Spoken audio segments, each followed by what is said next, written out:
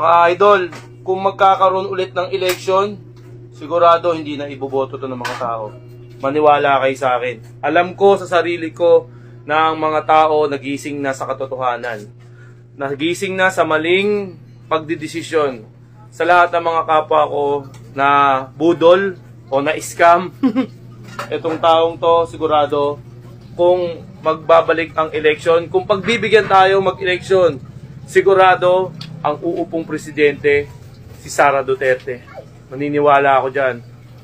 Mahal na presidente Roa Duterte at mahal na Vice President Sara Duterte, humihingi na po ang tulong ang sambayanan.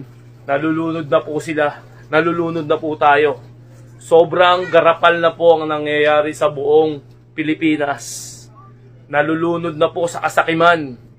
Kaya sana kung pagbibigyan ng taong bayan magdesisyon o magtulak sa taong pwedeng mamuno sa bansang Pilipinas, sure na sure ako, Duterte pa rin ang hinahanap.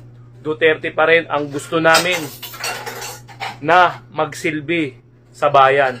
Kasi ang Duterte may puso para sa Pilipinas. May gustong patunayan at may gustong mapatunayan.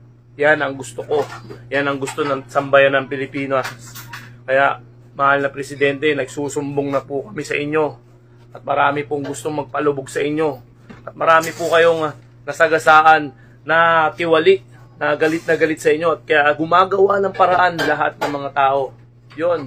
Kaya ako, uulitin ko, gagawin ko ang lahat. At sana, makagawa ko ng paraan at mapagawa ng paraan to.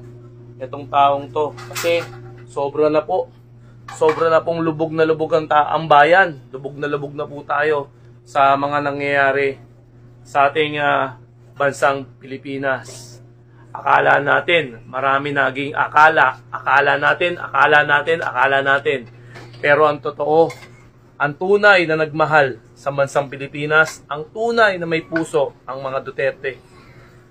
Magsusumbong na po kami sa inyo, mahal na Duterte, Roa Duterte at Sara Duterte.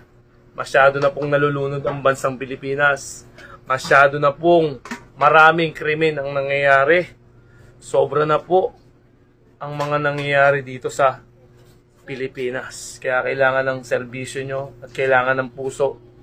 Sobrang kasakiman na nangyayari, nakakatakot na. Nakakilabot na. Pero ako naniniwala ako may magagawa ang Duterte.